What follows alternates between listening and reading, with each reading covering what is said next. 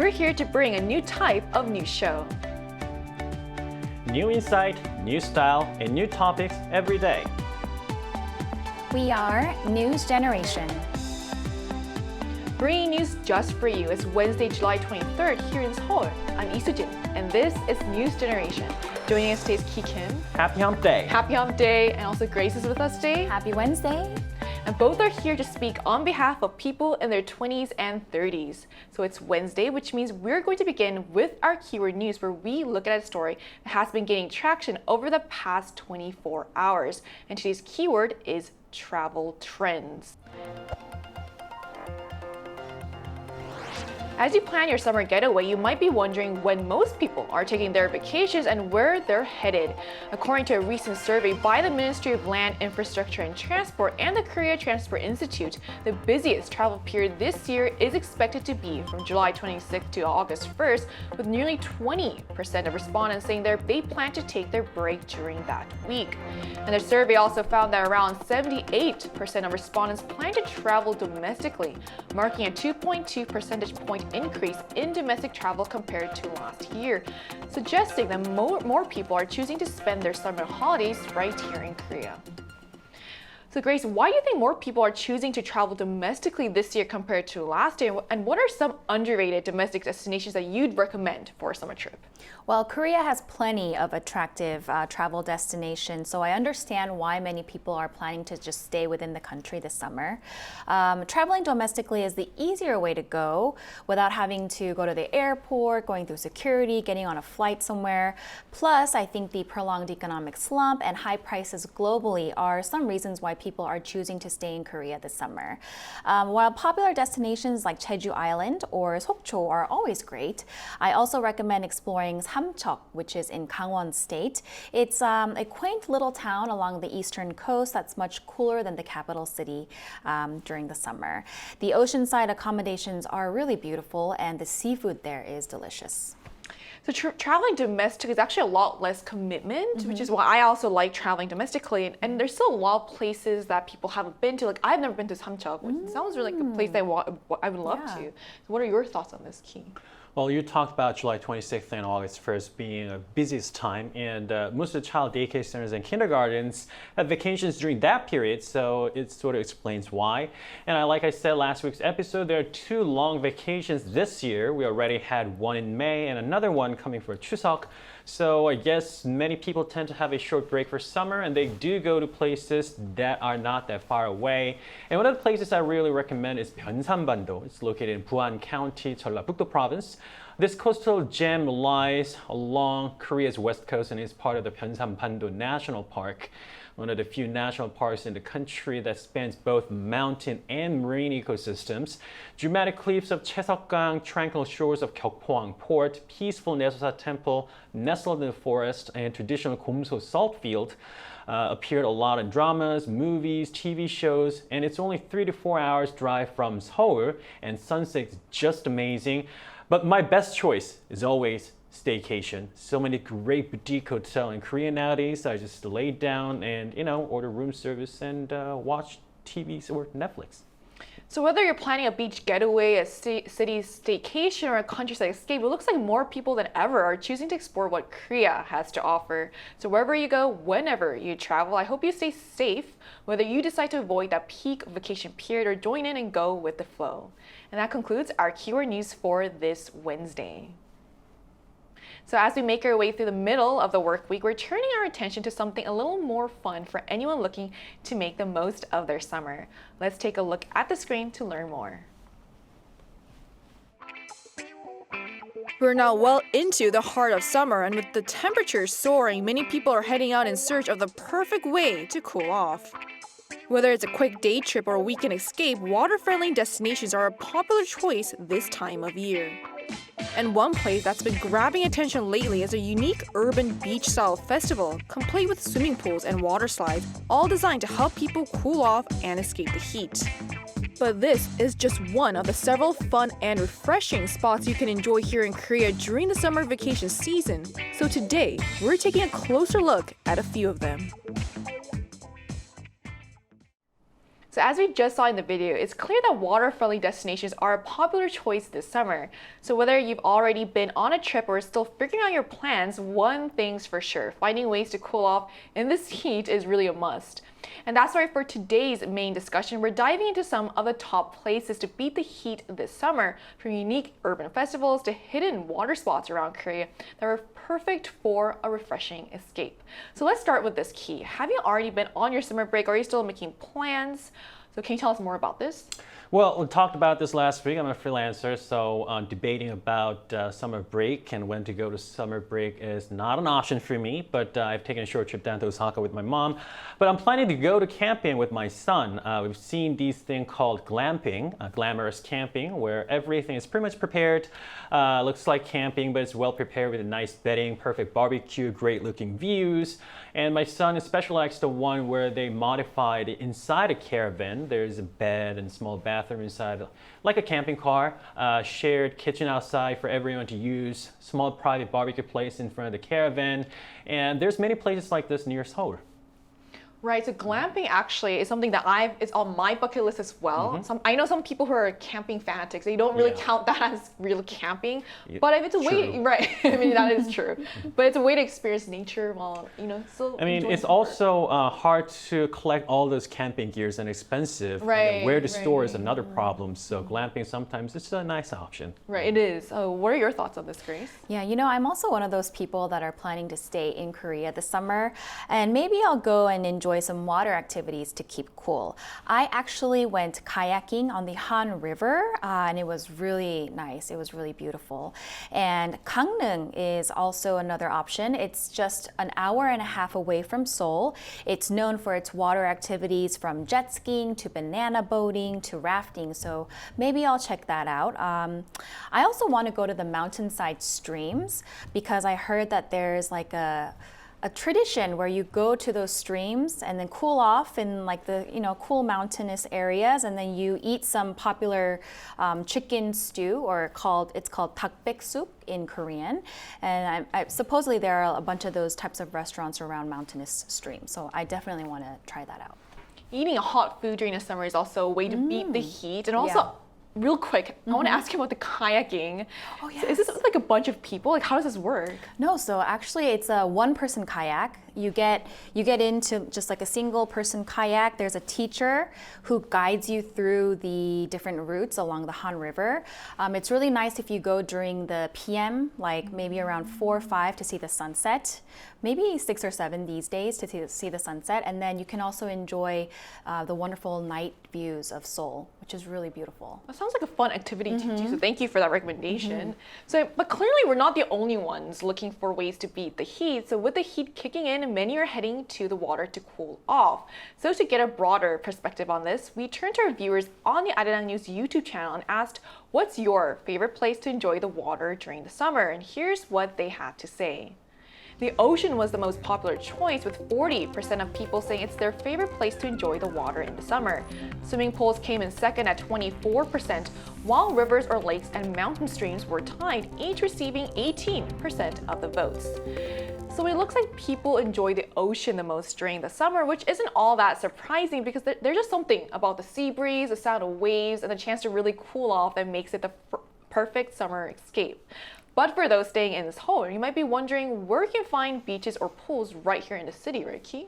So these days, you don't really need to travel far to cool off. There are plenty of water play facilities right here in Seoul. So many districts operate free water playgrounds for residents.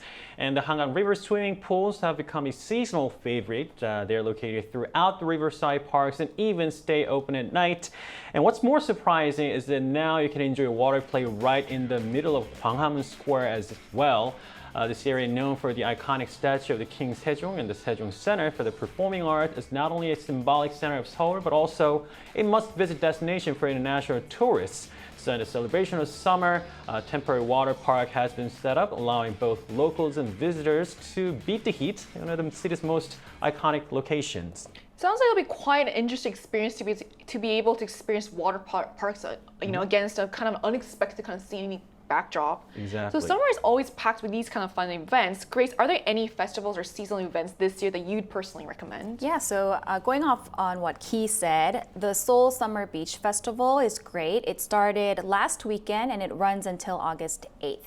And basically what it is just like a huge water park that's been built at Gwanghwamun Plaza in Seoul. And the people in the city can just cool off and enjoy recreational water activities for free in the sweltering heat that we've been witnessing.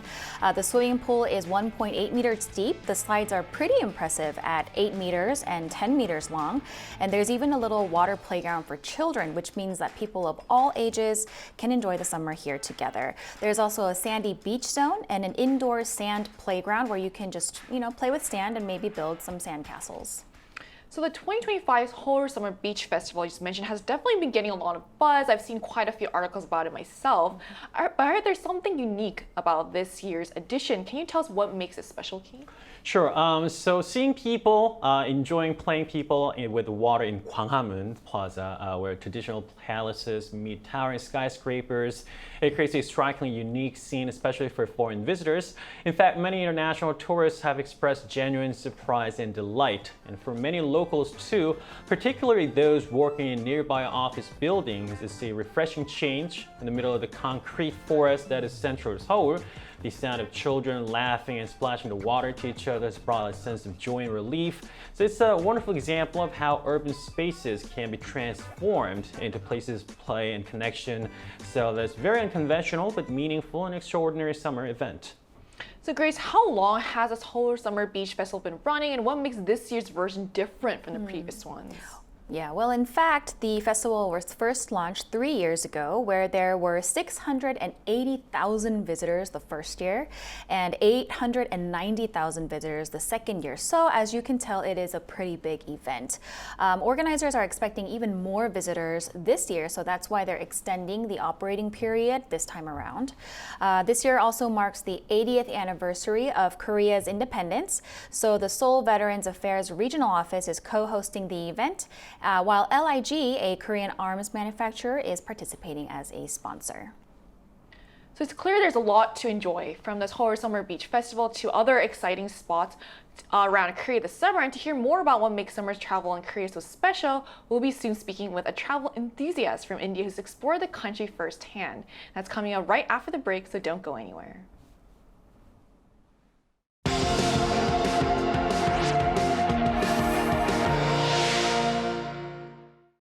NewsGen wants to hear from you. Go to YouTube and search our channel Arirang News. Click Community and leave a comment down below. Make a new type of news with us.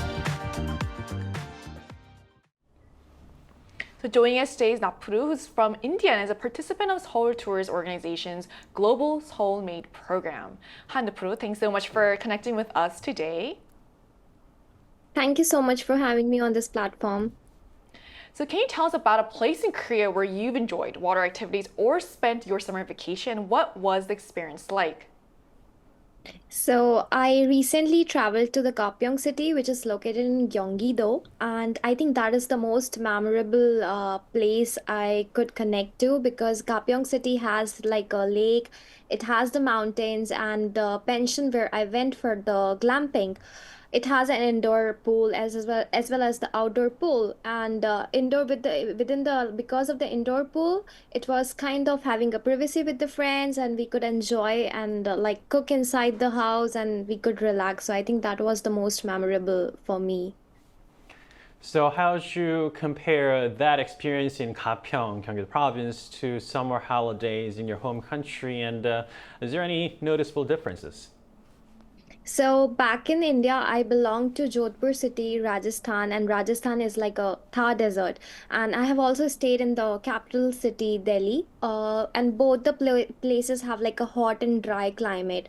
So usually we kind of avoid to go in the daytime outside during the summers because of the extreme heat waves.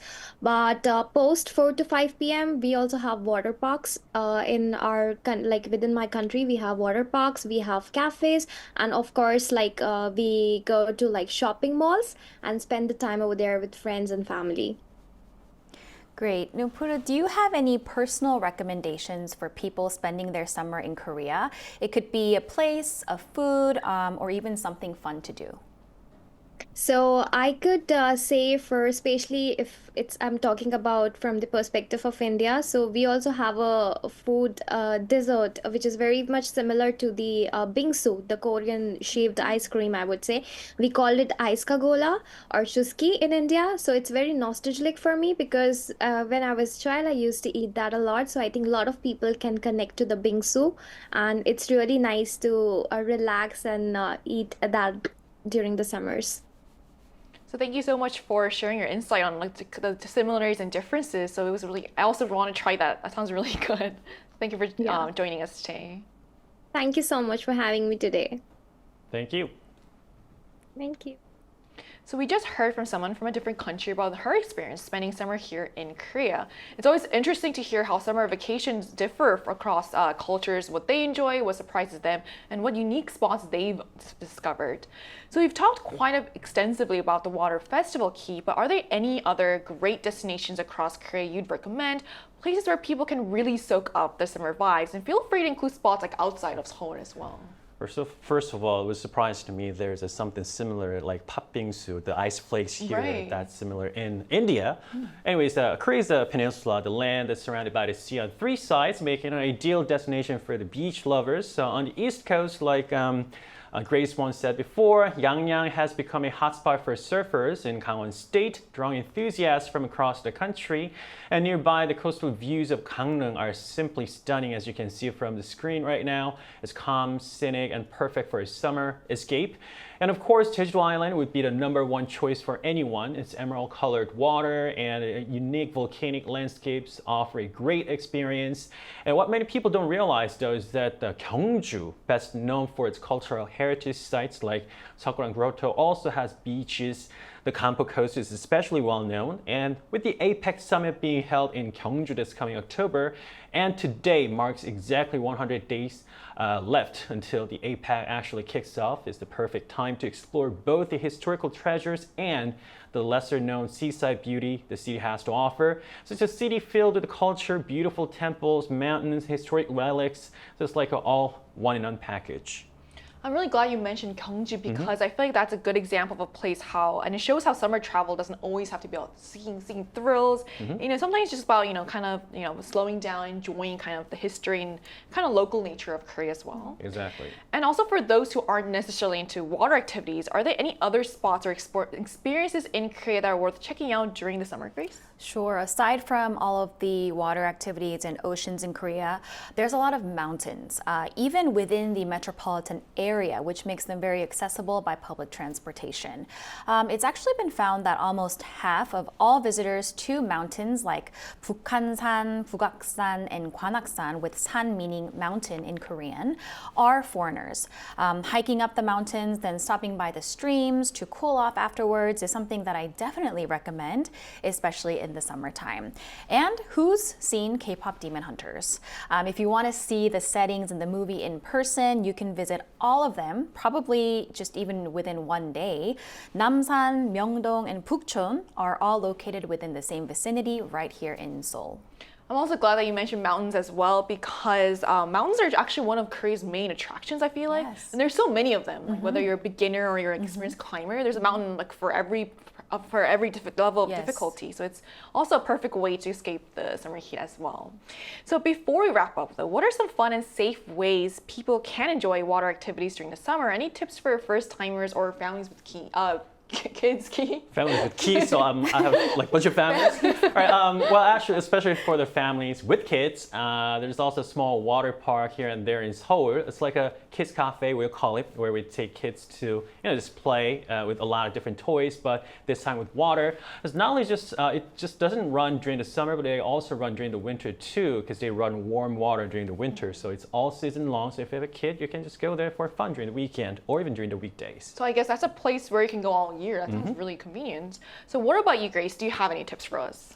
Yeah, we mentioned a lot of water activities today, so yeah, I definitely recommend them if you're trying to cool off. And I also recommend doing some research and planning beforehand because I personally wish that I had planned ahead to attend some of like the water concerts, like Water Bomb and Psy's water concert called Humpok Show, where people just go there to have fun and get splashed with water. But I missed my chance because I didn't plan ahead. Also, while water activities and swimming can be lots of fun, make sure to always play it safe. Keep the rules so you don't put yourself or your family in any dangerous situations. These are all really good recommendations, also good tips. So whether you're heading to a big festival, exploring hidden water spots around the country, or simply enjoying some downtime by the pool, summer in Korea always offers plenty of ways to stay cool and have fun. But whatever your plans may be, don't forget to stay safe, stay hydrated, and most importantly, enjoy every moment of the season. So we're also conducting a program survey that includes News Generation until August 17th to better meet our viewers' expectations. So please visit us at www.arirang.com or on the Arirang TV mobile app to share your valuable feedback. And by participating, you'll also have a chance to win Bluetooth earbuds and exclusive K-pop merchandise. So this brings us to the end of today's episode of News Generation, but News Gen will be back tomorrow at 10:30 a.m. Korea time. Big thanks to Keith. Thank you. Thank you for coming in. And Grace. Great to be here. And to all our viewers, thank you so much for watching, and we hope you have the best day. We are News Generation.